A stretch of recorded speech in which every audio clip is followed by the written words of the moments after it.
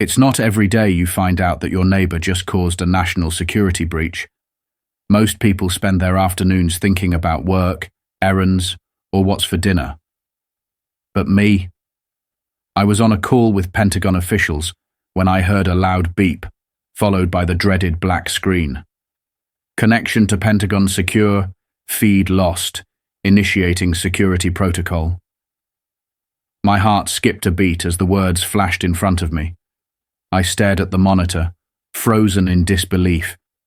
I could already feel the cold sweat starting to form on the back of my neck as I bolted out of my home office and rushed to my backyard. The security footage was pulling up, and that's when I saw her. Karen. My HOA president. There she was, in all her glory, garden shears in hand, casually cutting the fiber optic cable running beneath my garden shed. Snip, snip. The smug look on her face made it clear. She thought she was doing the world a favor. In reality, she had just committed a federal offense, and she didn't even know it. I couldn't believe it. Karen, the woman who thought a neighbor's wind chimes were too loud, had just severed the cable that was responsible for routing secure communications for the Department of Defense. And why?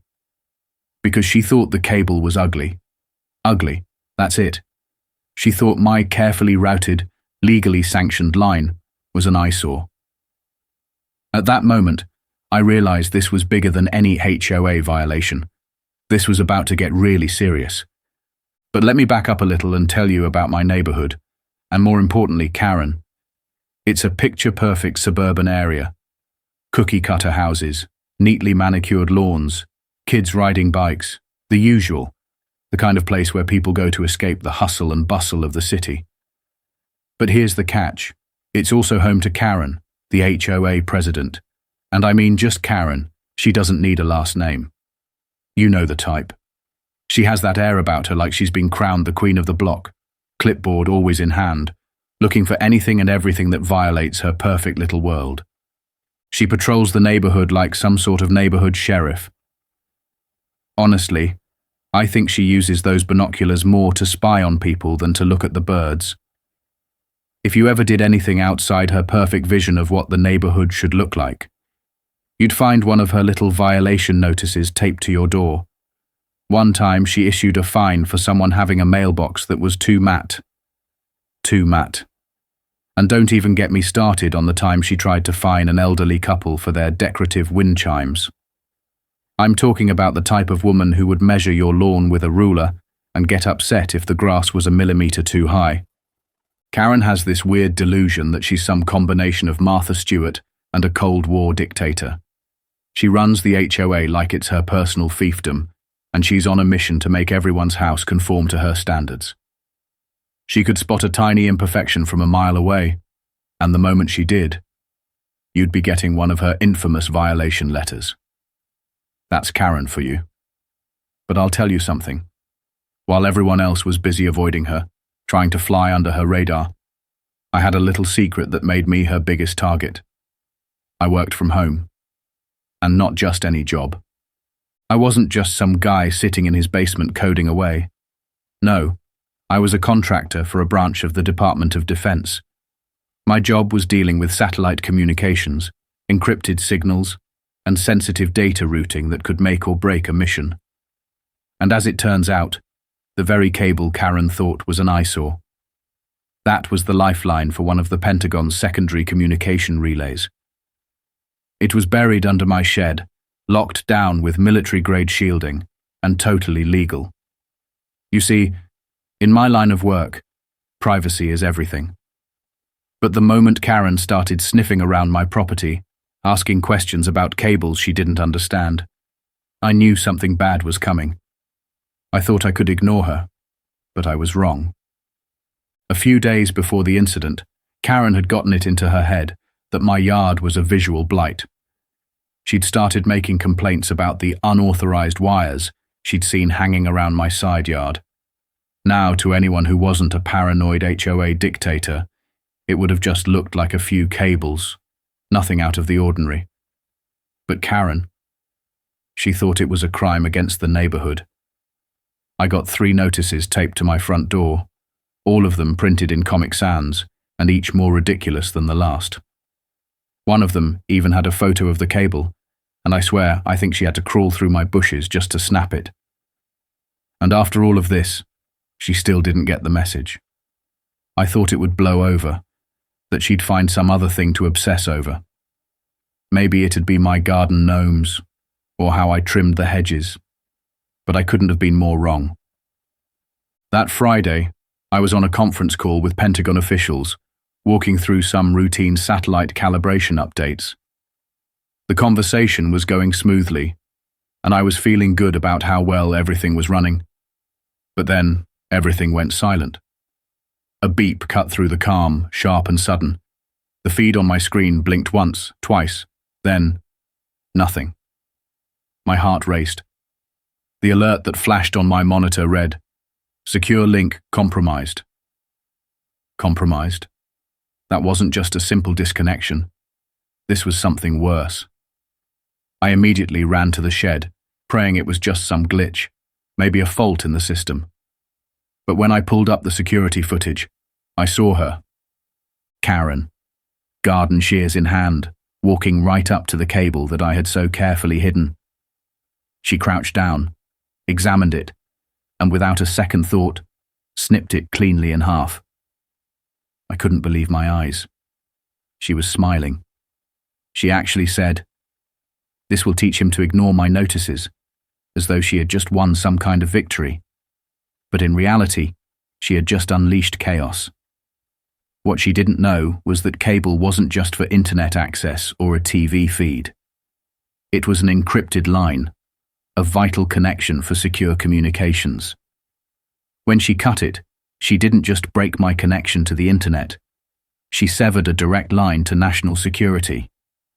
And she had no idea. The whole thing, the Pentagon's network, all of it, gone. My first instinct was to laugh. I couldn't believe someone could be so clueless. But then I realized this wasn't just about a neighborhood violation. This wasn't just Karen being Karen. She had just done something that was going to change everything, and I had to figure out how to fix it, fast. Because at that moment, I knew one thing for sure. This wasn't a petty HOA fight anymore. The stakes had just gone through the roof. It was the week before it all went down when Karen started her rampage of complaints. I should have seen it coming, really. She'd always had a way of finding something to criticize, whether it was how someone's lawn was cut or how their house was painted. But this was different. Karen had noticed something out of the ordinary, and she was convinced it was her mission to rid the neighborhood of it. That's when I started getting the violation notices. 3 of them, all taped to my front door in that signature Comic Sans font, accusing me of creating an eyesore. The first one mentioned that I had unauthorized wires running through my yard. Not cables, wires. The kind of vague accusation that someone who doesn't know the difference between a power line and a fiber optic cable might make. But Karen didn't stop there. She even included a picture of the cable that was buried just under my garden shed, neatly routed with safety precautions in place.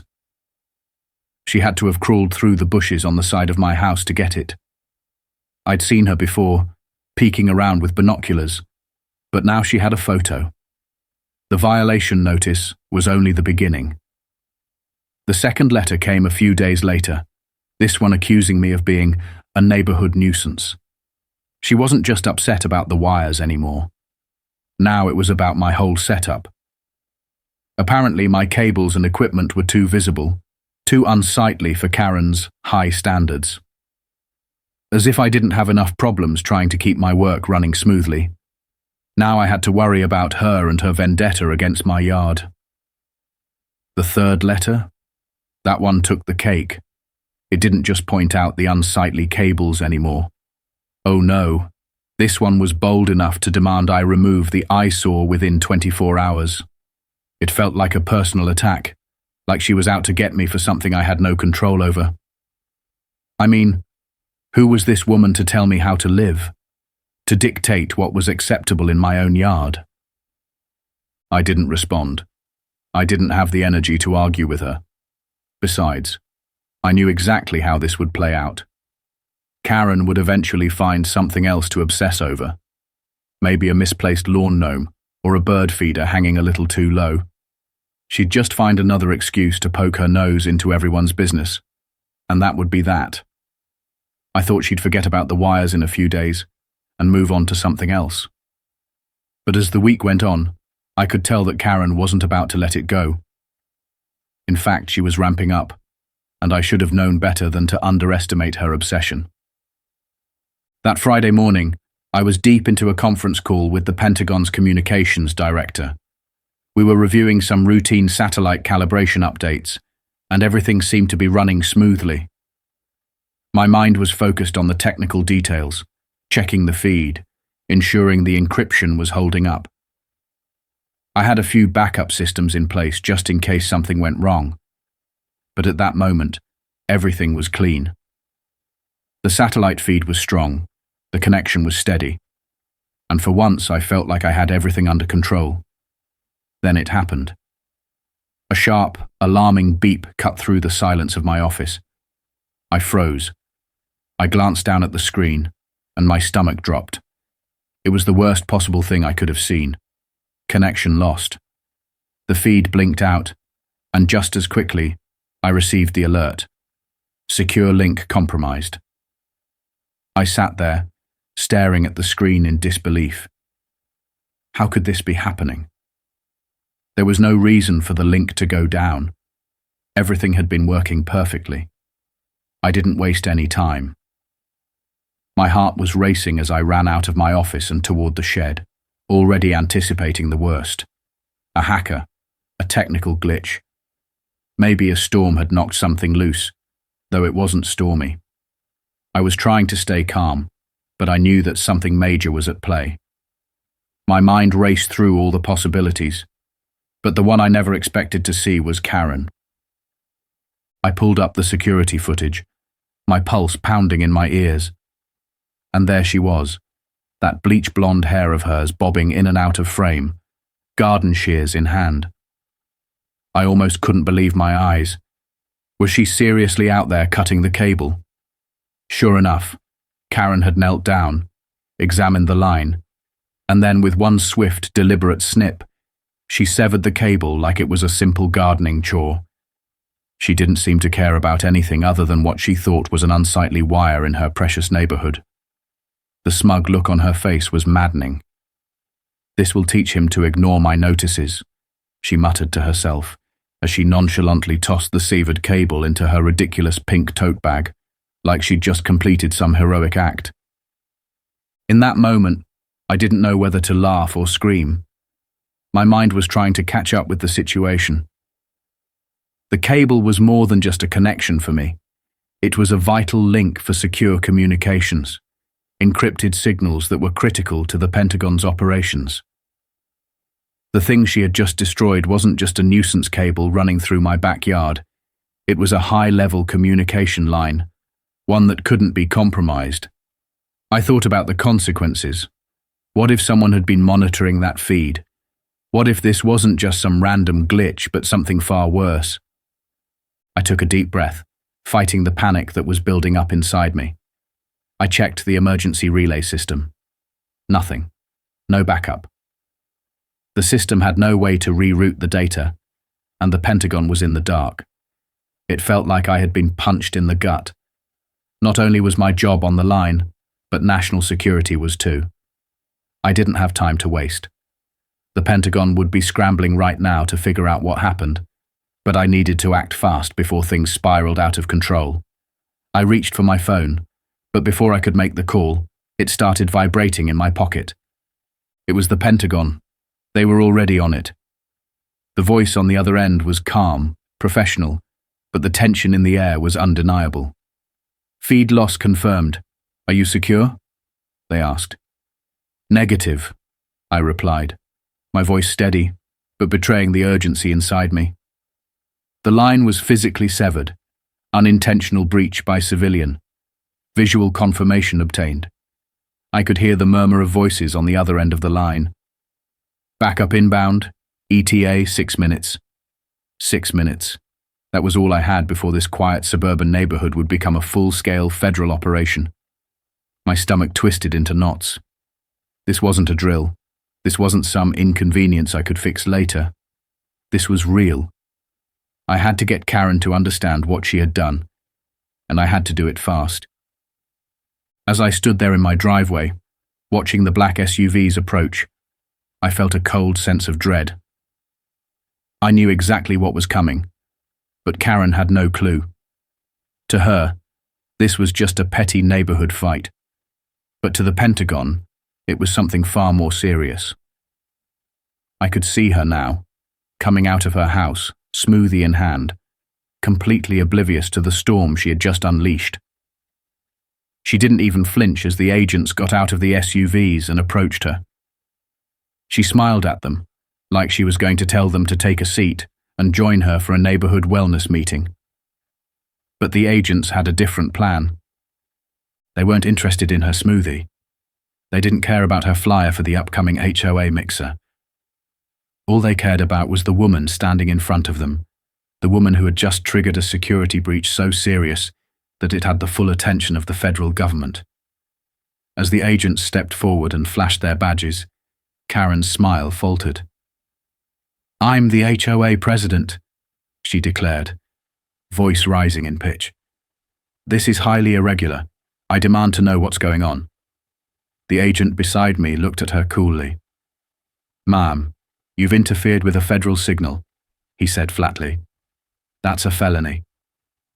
Karen's face turned white as she realized the magnitude of what she had just done. And that's when it hit me. This wasn't just about a cable. It wasn't just about some HOA violation. This was bigger than either of us could have imagined. I didn't think it would escalate this quickly. By the time I looked up, the black SUVs were already pulling up in front of my house, the low rumble of their engines filling the air. This wasn't just a neighborly dispute anymore. This was serious. And the moment I saw the Humvee and the unmarked cars, I knew it was going down. It wasn't long before the tactical team was spilling out, agents moving with precision like they'd done this 1,000 times before. They didn't waste a second. They were here to handle a national security breach, not some HOA violation. But Karen? She still had no idea how deep she was in it. She was strolling out of her house, smoothie in hand, the same confident air she always had. I could almost hear her in that moment, in her usual "I'm in charge" tone, thinking she was about to make some grand announcement about how she was the neighborhood protector. When she saw the agents, her smile faltered for just a second, but then she straightened up. Karen had a way of acting like she ran the world, and she wasn't about to let some federal agents shake her confidence. She tried to act like nothing was out of place. But when one of the agents approached her, flashing his badge, her face went pale. She had no idea what she had just done, and I was about to make sure she understood the gravity of it. The agent asked her to step aside. She didn't move, not right away. Instead, she puffed out her chest, and I heard her voice rise, a sharp note of indignation in her words. "I'm the president of this HOA," she said, as if her title made her immune to anything happening right now. "This is highly irregular. I demand to know what's going on here." It was almost laughable. Her complete lack of awareness of the situation was astonishing. But the agents didn't respond to her demands, or attempts to assert some imaginary authority. One of them, Agent Reyes, looked at Karen, and without a single ounce of emotion said, "Ma'am, you've interfered with a federal signal. That's a felony." Karen blinked, the realization starting to dawn on her face. But instead of panic, she chuckled, almost nervously. "Oh, please. Like anyone would run something that important through a backyard shed." She actually laughed at the thought, as if it couldn't possibly be true. But it was. Every word of it. That cable she'd so casually cut wasn't just a random wire.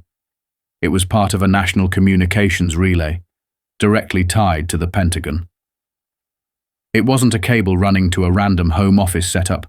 It was national security infrastructure. And Karen, in her quest to create the perfect neighborhood, had just taken it all down with one swift snip. I took a deep breath, trying to stay calm. The agents beside me didn't flinch. They were professionals, and they knew exactly what was at stake. I stepped forward, knowing this was my moment to lay it all out for her. I looked her square in the eye and said, "Karen, remember that cable you cut? The one you thought was an eyesore? It wasn't just a cable. It was part of a classified communications relay linked directly to the Department of Defense. You didn't just cut a wire, Karen. You compromised national security." Her eyes narrowed, and for a split second, I could see the confusion register in her brain. Then came the most absurd thing I'd heard all day. She laughed, actually laughed.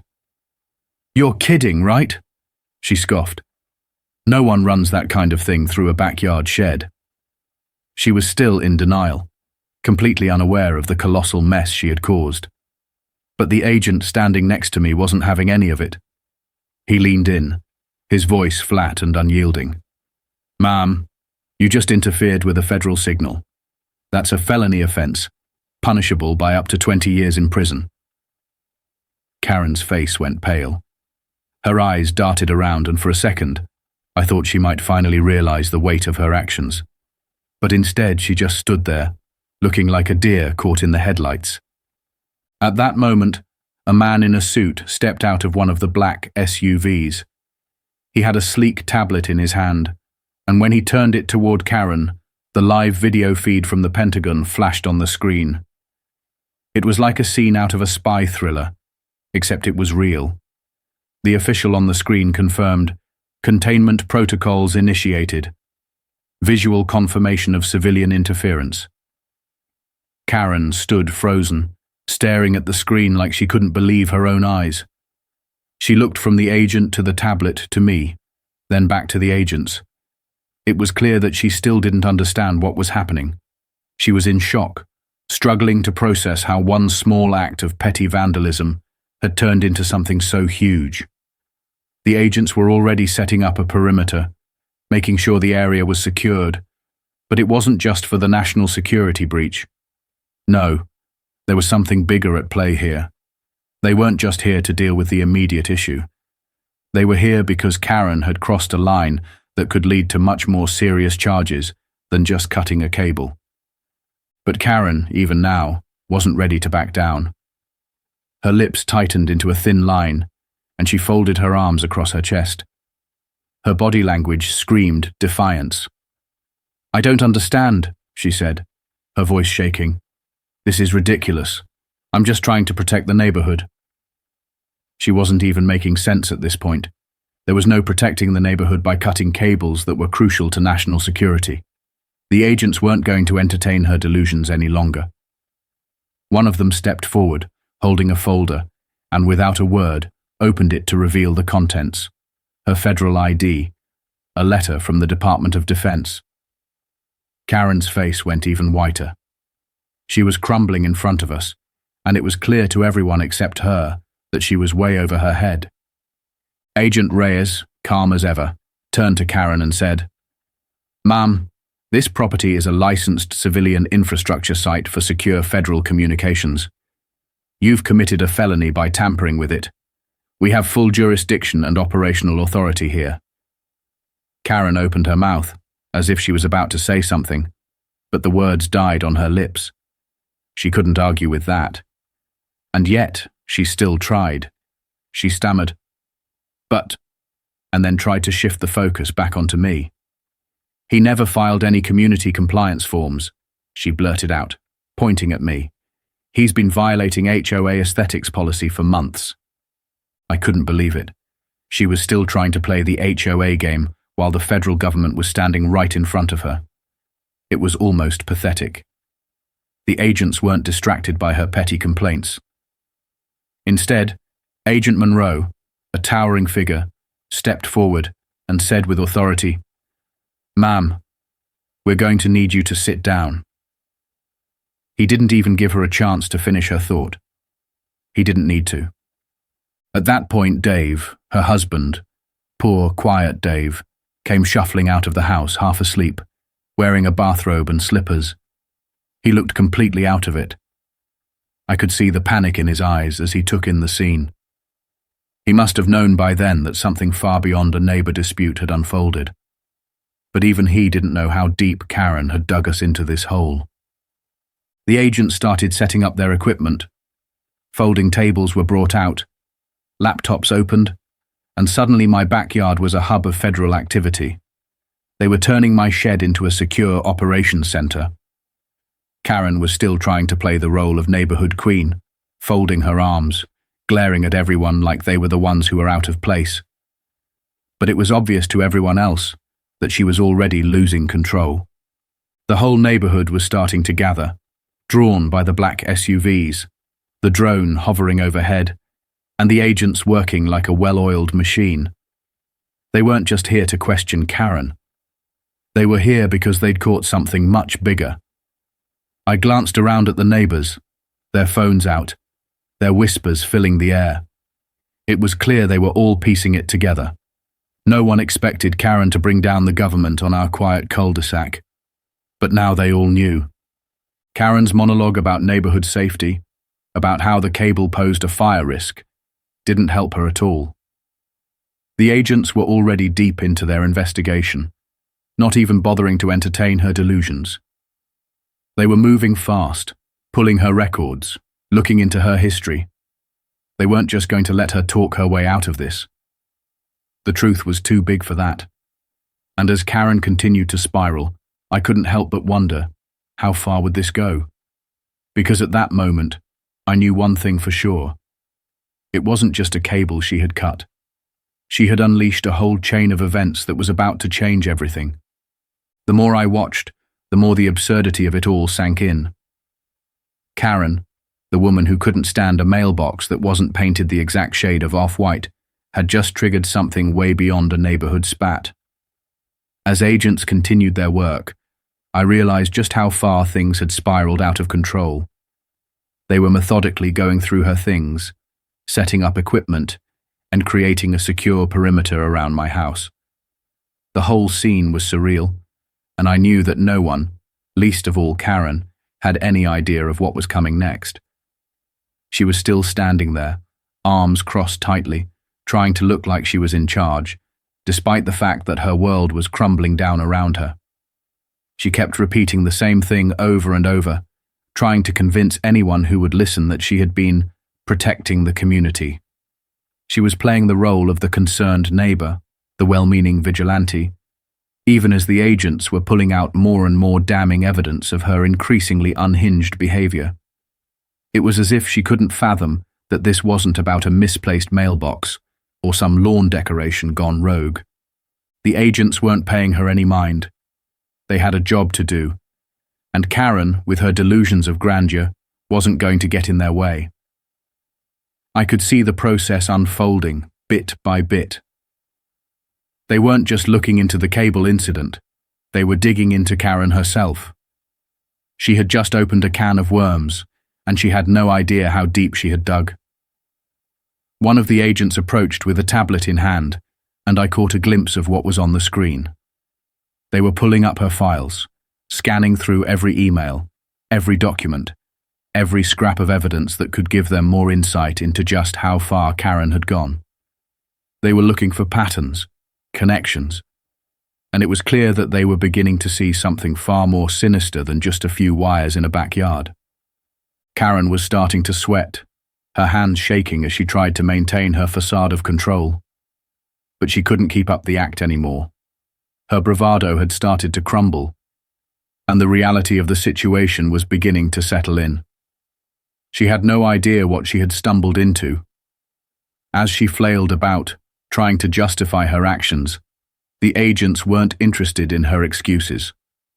They were piecing together a much bigger picture, one that involved surveillance, unauthorized access, and maybe something even darker than she realized. Then, as if on cue, an older neighbor named Mr. Franklin strolled up, holding something in his hand. It was a flash drive. At first, I didn't think much of it, but as soon as he handed it to Agent Reyes, I could tell this was the tipping point. Mr. Franklin explained that he had found it after Karen had left a community board meeting in a hurry, and something told him that it might be important. The agents didn't waste any time. They plugged the drive into a secure laptop and began sifting through its contents. What we saw next was jaw-dropping. The drive contained an alarming amount of information: documents, emails, spreadsheets, proof that Karen had been running a private HOA fund off the books. It wasn't just a slush fund for community projects. It was a full-on operation. The files detailed how she'd been collecting nuisance fees from neighbors and depositing them into a personal account labeled Community Aesthetic Fund. And that wasn't the worst of it. The emails revealed how Karen had used a portion of that money to purchase luxury items for herself, things like a $900 outdoor grill, a spa kit, and an expensive yoga mat. It wasn't just about petty surveillance anymore. Karen had been stealing from the people she was supposed to be serving. She'd been lining her pockets with money that was meant for the neighborhood. The agents were visibly stunned. They had expected some level of mismanagement, maybe even some petty theft. But this was an entire covert operation. The moment they accessed those files, it was clear Karen's illusion of control was shattered. She stood frozen, staring at the screen, not knowing how to react. She made a feeble attempt to snatch the drive back, but it was too late. The damage had already been done. The agents didn't even look at her as they began taking down notes, cross-referencing the files, making sure they had everything they needed to proceed with charges. But the most shocking revelation came when one of the agents pulled out a piece of paper and handed it to me. It was a report from one of their databases, and it stopped me dead in my tracks. It was about Karen's history. Apparently, she wasn't new to this kind of behavior. The report flagged her name in connection with an old complaint from 2017, filed by a community in Oregon.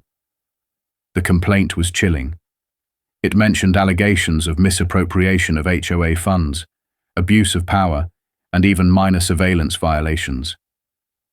The investigation had been dropped at the time, but now, with this new evidence, it was clear Karen's behavior was part of a much larger pattern.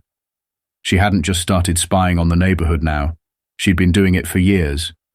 And it wasn't just about controlling the HOA. It was about amassing power, information, and resources for her own personal gain. Karen tried to laugh it off. She tried to downplay everything, claiming it was a misunderstanding, but no one was buying it. The agents weren't laughing. This was a federal matter now. They were focused, efficient, and ready to take action. It wasn't just a matter of tampering with communications anymore. They were looking at potential charges that went far beyond neighborhood surveillance. They were looking at financial fraud, abuse of power, and, at the very least, a severe breach of trust. The situation escalated quickly after that. The agents continued to pull out evidence from Karen's confiscated devices. They uncovered hidden microphones in her office, a camera behind a faux air vent, and even a thumb-sized device planted under her kitchen table, right where the HOA board meetings were held. She had been bugging her own board members, spying on her allies, just to make sure no one was challenging her. But that wasn't all. The agents accessed a file on her laptop labeled VIP Watch. Inside, they found a collection of disturbing data, screenshots of personal documents belonging to a neighbor who worked as a diplomat, email headers that had government agency tags on them, and worst of all, an audio recording that referenced classified travel routes. At this point, I couldn't believe what I was hearing. Karen had crossed a line no one had even suspected. She had somehow stumbled onto information that was way beyond her clearance level. She wasn't just spying on her neighbors. She had been collecting sensitive information about national security matters, and who knows what else. The thought that someone like her could have gotten this deep into something so serious was staggering. The agents immediately made the call to counterintelligence. They needed to notify them of a possible diplomatic breach. The chaos that followed was something out of a thriller movie. Additional personnel arrived. A decryption specialist was brought in to crack encrypted files that Karen had kept hidden away. But as they started to make progress, I began to see the bigger picture. It wasn't just about Karen anymore. She had unwittingly become part of something much darker, something bigger than any of us could have ever imagined. The agents were piecing everything together, and they began to realize that Karen wasn't just a rogue HOA president.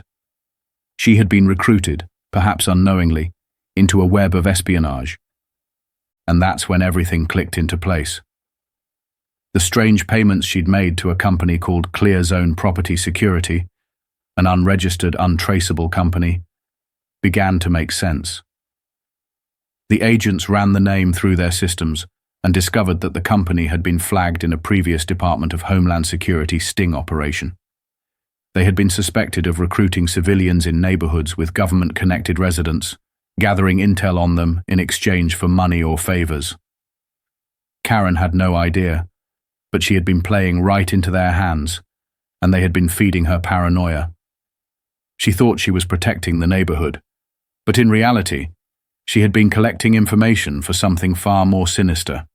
As the agents wrapped up their investigation, it became clear that Karen's fall from grace was only the beginning. What started as a small-town HOA scandal had escalated into something much larger, an international intelligence issue. The agents continued their work as I stood there, processing everything that had just unfolded. The quiet suburban life I had known had been shattered, and all because of one woman who thought she could control everything. It was almost surreal to think that something as simple as a garden shed cable had set this all in motion. But even as the sun dipped below the horizon, casting long shadows over the neighborhood, I knew this wasn't over. The wheels of justice were already in motion, and Karen's empire of control was crumbling. The federal agents had taken the lead, but it was clear this was just the beginning of something much bigger. And as they packed up their equipment, the weight of the situation hit me. Karen wasn't just going to get away with this. The fallout was going to be far-reaching, and in the end, we'd all be affected. But one thing was certain. The days of Karen running the HOA like her personal kingdom were over.